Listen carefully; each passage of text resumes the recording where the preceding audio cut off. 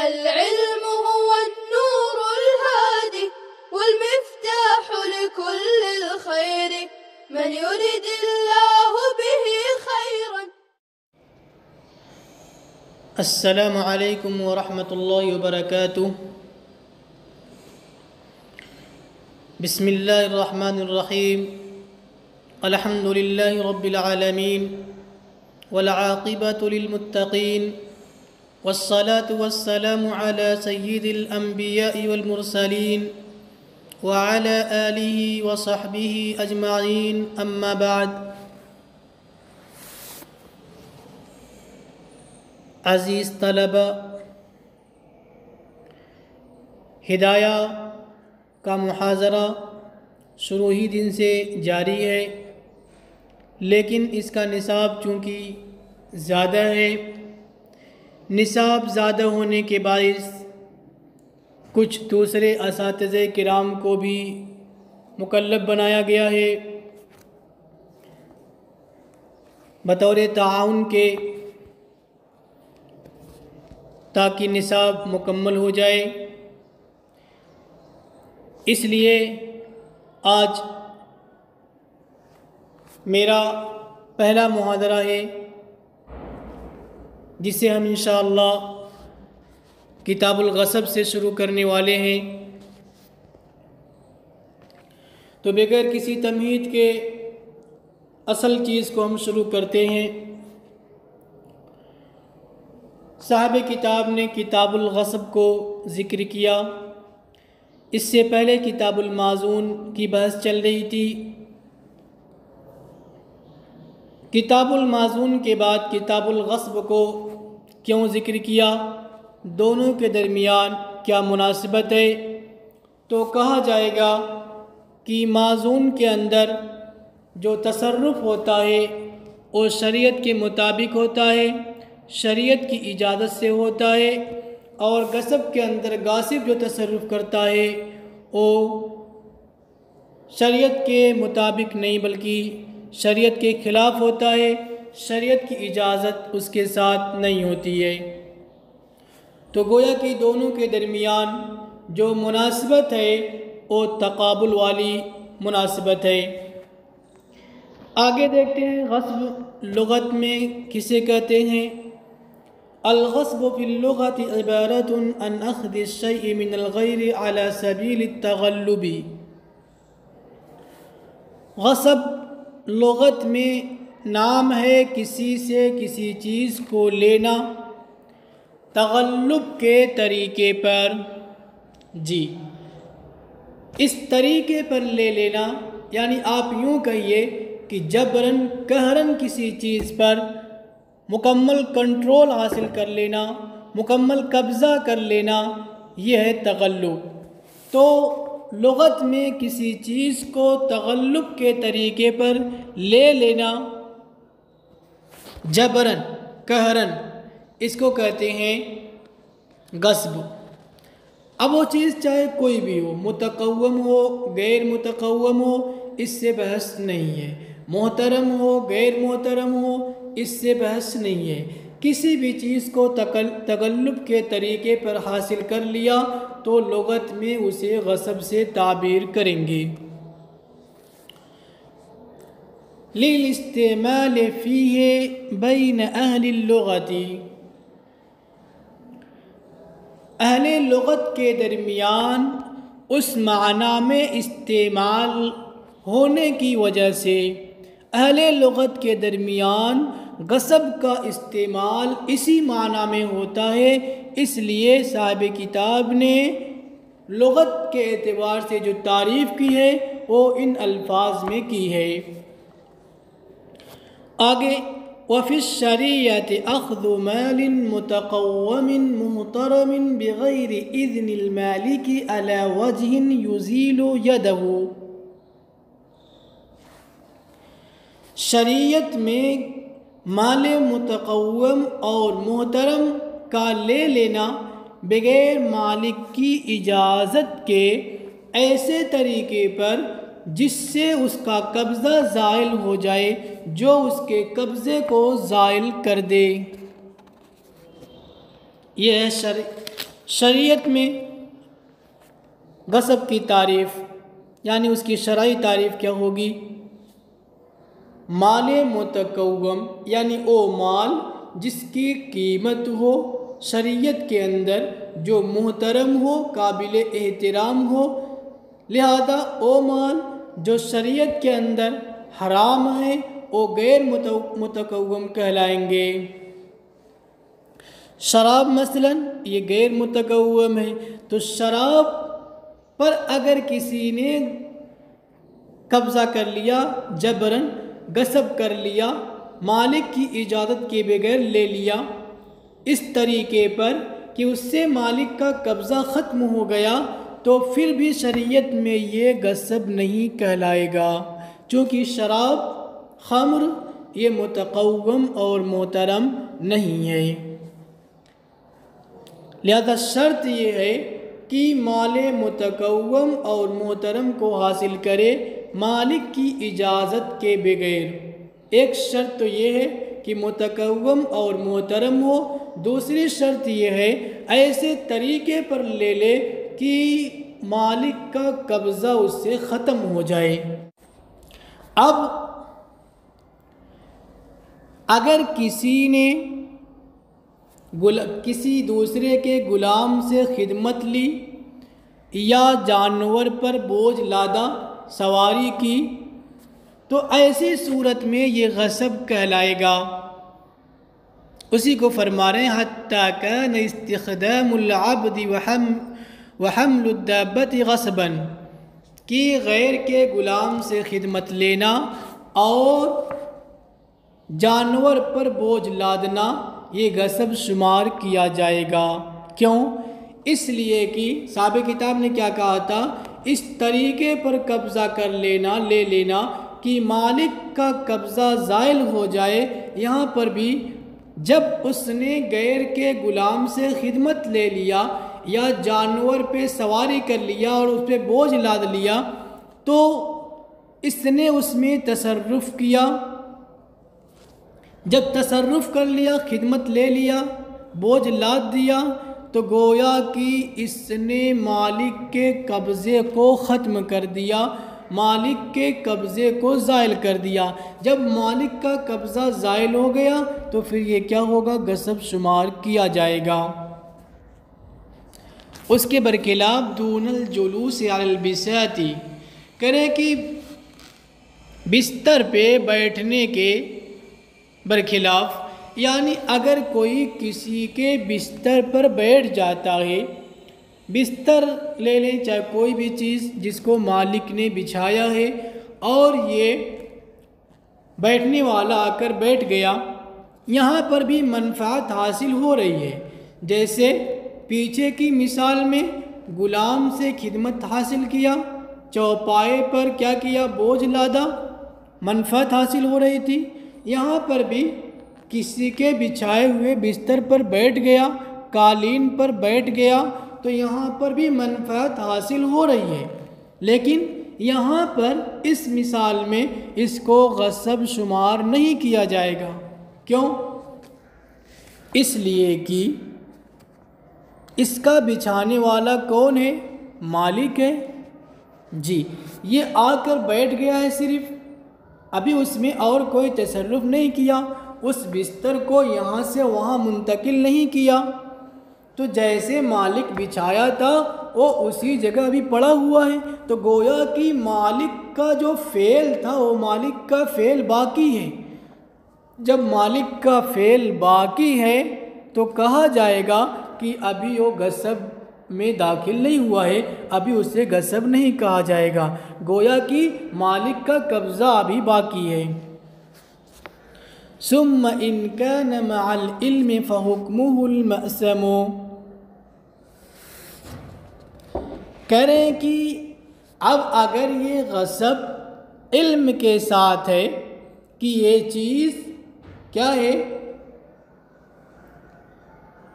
فلاں کی ہے، دوسرے کی ہے، پھر بھی اس پر قبضہ کر رہا ہے، غصب کر رہا ہے، تو کرے کہ اس کا حکم کیا ہوگا؟ گنہگار بھی ہوگا اور تاوان بھی ہوگا۔ تاوان کب ہوگا؟ جب وہ چیز ہلاک ہو جائے تو تاوان دیا جائے گا، اس میں نقص آ جائے، ورنہ اگر وہ چیز موجود ہے تو پھر وہ چیز واپس کی جائے گی۔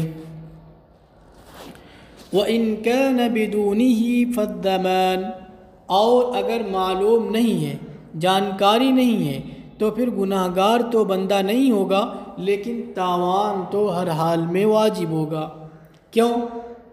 اس لیے کہ تاوان کیوں واجب ہوگا؟ وہ بندے کا حق ہے، لہذا بندے کا حق ہے اور اس نے بندے کے حق کو زائل کیا ہے، تو اب اس کے ارادے پر موقوف نہیں ہوگا کہ اس کا ارادہ تھا یا نہیں تھا، اسے علم تھا یا نہیں تھا، اس پر موقوف نہیں ہوگا۔ ولا اسم، لیکن گناہ نہیں ہوگا، اس لیے کہ خطا بندوں سے معاف کر دی گئی ہے۔ رفع عن امتی الخطا والنسیان، کیا مطلب؟ یعنی خطا اور نسیان سے جو گناہ ہو جاتا ہے اللہ تعالیٰ نے اس امت سے اس کو معاف فرما دیا ہے، اس کو ہٹا لیا ہے، اس کو اٹھا لیا ہے، اس لیے گناہ نہیں ہوگا۔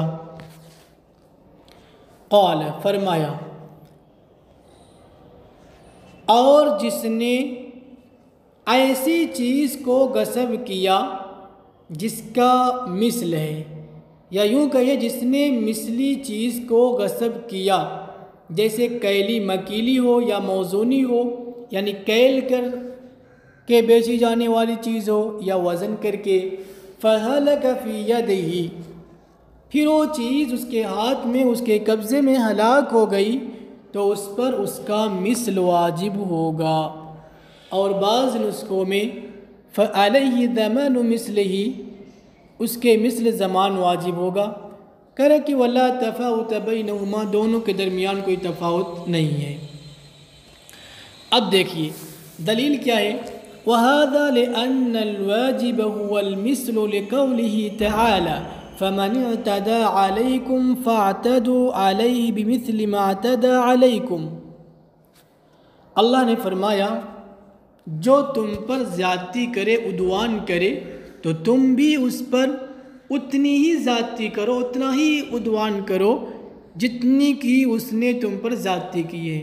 تو یہاں مثل واجب ہو رہا ہے، آیت سے معلوم ہوا کہ مثل واجب ہوتا ہے۔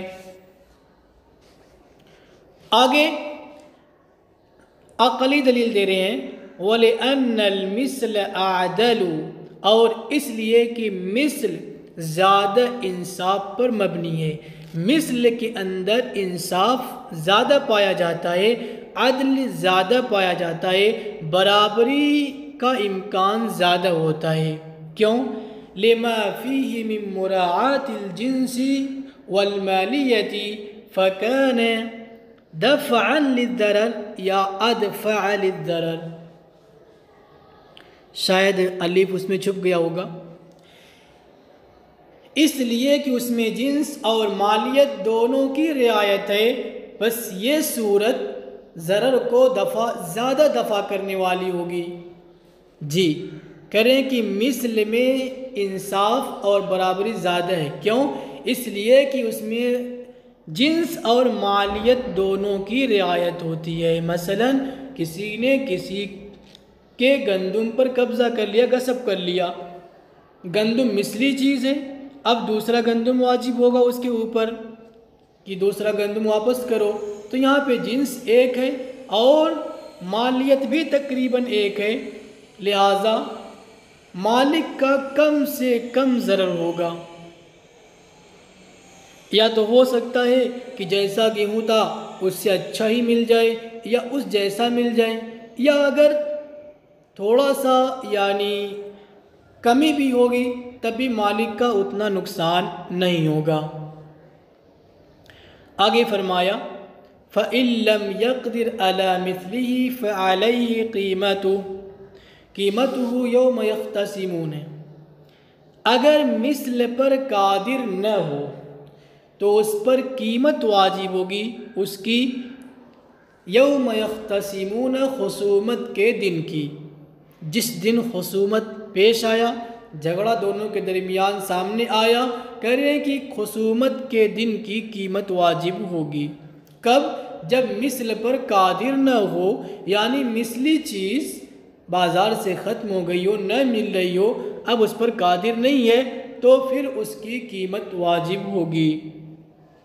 وَهَذَا عِنْدَ أَبِي حَنِيفَةَ، اور یہ بات ابو حنیفہ رحمۃ اللہ علیہ کے نزدیک ہے، یعنی خصومت کے دن کی قیمت واجب ہوگی۔ یہ کن کے نزدیک ہے؟ امام ابو حنیفہ رحمۃ اللہ علیہ کے نزدیک۔ وقال ابو یوسف رحمہ اللہ یوم الغصب، امام ابو یوسف رحمۃ اللہ علیہ فرماتے ہیں غصب کے دن کی قیمت واجب ہوگی۔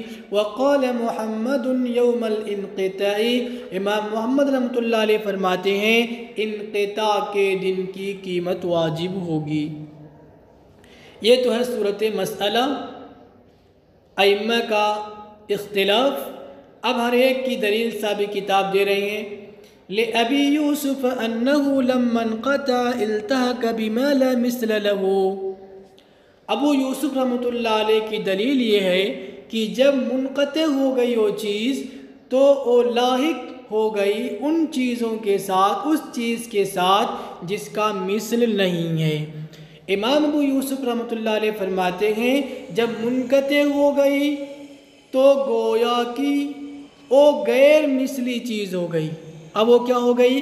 غیر مثلی ہو گئی، اور غیر مثلی میں قیمت واجب ہوتی ہے، لہذا فیعتبر، اس کی قیمت کا اعتبار کیا جائے گا۔ گویا کہ وہ غیر مثلی ہے، غیر مثلی میں قیمت واجب ہوتی ہے، یہاں پر بھی قیمت واجب ہوگی۔ تو قیمت واجب ہوگی چونکہ اس کا سبب کیا ہے؟ اس کا سبب غصب ہے، لہذا غصب کے دن کی قیمت واجب ہوگی۔ یوم انعقاد السبب، سبب کے انعقاد کے دن، اور سبب کیا ہے؟ غصب ہے، لہذا غصب کے دن کی قیمت واجب ہوگی۔ اذ هو الموجب، اس لیے کہ غصب ہی اس قیمت کو واجب کرنے والا ہے۔ جب غصب قیمت کو واجب کرنے والا ہے تو غصب کے دن کی قیمت واجب ہوگی۔ وَلِمُحَمَّدٍ أَنَّ الْوَاجِبَ هُوَ الْمِثْلُ، اور امام محمد رحمۃ اللہ علیہ کی دلیل یہ ہے کہ واجب وہ مثل ہے ذمہ میں۔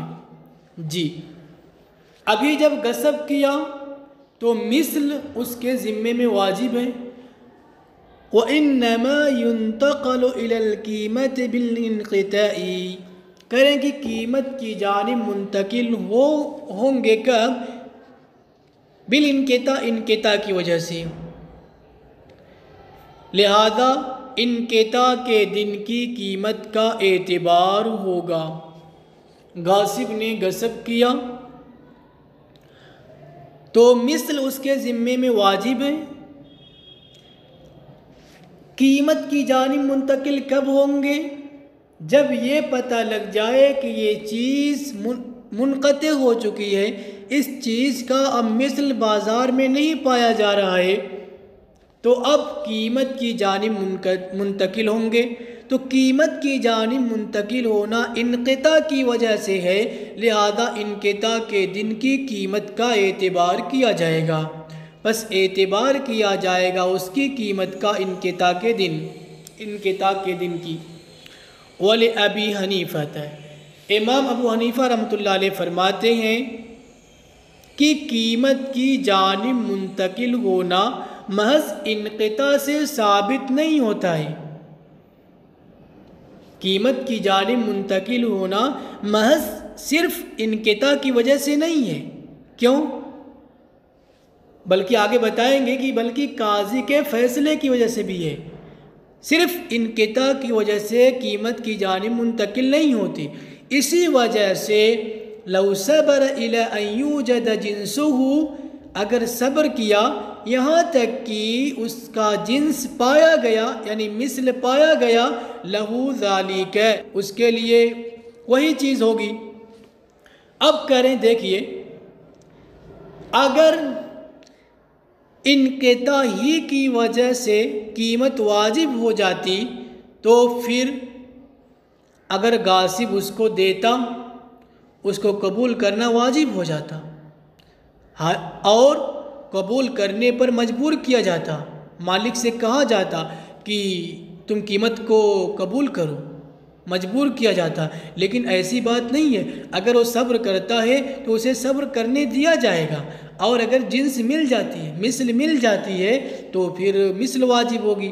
تو معلوم ہوا انقطاع کی وجہ سے صرف قیمت کی جانب منتقل نہیں ہوتے، ورنہ تو انقطاع پایا گیا، اب مالک کو وہ چیز یعنی قیمت قبول کرنا ضروری ہو جاتا، لیکن ایسی بات نہیں ہے۔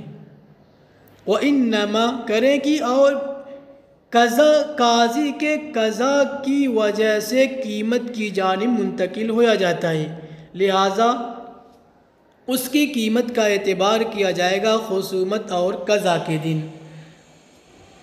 خصومت اور قضا کے دن کی جو قیمت ہوگی اس کا اعتبار کیا جائے گا۔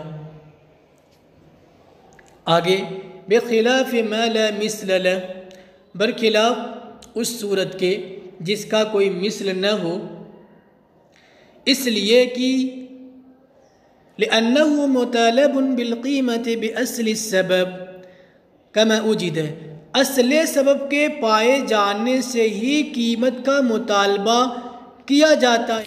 یہاں سے امام صاحب امام یوسف رحمۃ اللہ علیہ کے قیاس کا جواب دے رہے ہیں کہ آپ نے یہ کہا کہ جب وہ منقطع ہو گئی مثلی چیز تو گویا کہ غیر مثلی ہو گئی، لہذا اس کی قیمت کا اعتبار کیا جائے گا سبب کے انعقاد کے دن کی، یعنی غصب کے دن کی۔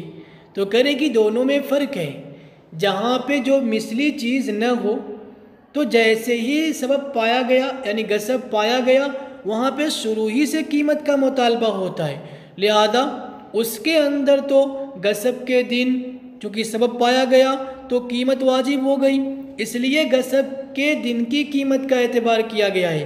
لیکن مثلی چیز میں ایسی بات نہیں ہے، مثلی چیز میں انقطاع کے بعد قاضی کا جو فیصلہ ہوتا ہے، قاضی کے فیصلے کے بعد قیمت کی جانب منتقل ہوتے ہیں، اس لیے دونوں میں فرق ہے۔ اسی کو فرما رہے ہیں برخلاف اس صورت کے جس کا کوئی مثل نہ ہو، اس لیے کہ وہاں پہ اصل سبب کے پائے جانے ہی سے قیمت کا مطالبہ کیا جاتا ہے، شروع ہو جاتا ہے، لہذا اس کی قیمت کا اعتبار کیا جائے گا اس وقت سے۔ لیکن یہاں پر مسئلہ دوسرا ہے، یہاں پر وہ بات نہیں ہے، مثلی چیز کے اندر وہ بات نہیں ہے۔ السلام علیکم ورحمۃ اللہ وبرکاتہ۔ السلام عليكم، لا تنسوا الاعجاب بالفيديو والاشتراك في القناة تشجيعا لنا لنستمر بنشر المزيد إن شاء الله.